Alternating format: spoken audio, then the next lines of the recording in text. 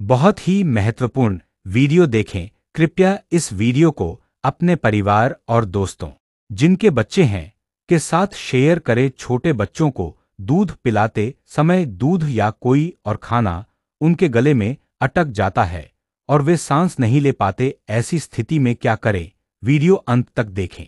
রাতে শ্বাসনালীতে দুধ ঢুকে যায়, হঠাৎ করে বাচ্চা নিঃশ্বাস নিতে পারে না, শ্বাস বন্ধ হয়ে যায়, নীল হয়ে যায়। কালকে এরকমই হয়েছিল তো?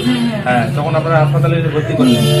তো এই সময় কিছু জিনিস জানতে হবে। নতুন মায়েদের এই জিনিসটা জানা খুব জরুরি যে একটা বাচ্চার বুকে শ্বাসনালীতে যদি দুধ ঢুকে যায় কি করব।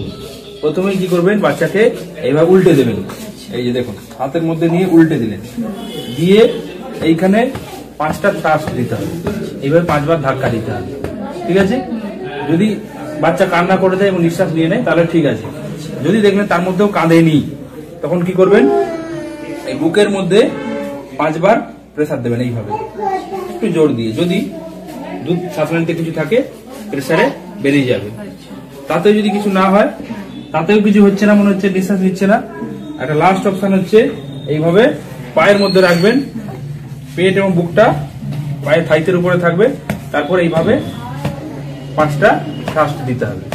দিলে কি হবে, এই যে বুকের মধ্যে প্রেসারটা তৈরি হচ্ছে, শ্বাসনালীতে যেটা থাকবে বেরিয়ে চলে আসবে। ম্যাক্সিমাম ক্ষেত্রে কি হয়, এর মধ্যেই কিন্তু বাচ্চা কান্না করে দেয় এবং নিঃশ্বাস চালু হয়ে যায়।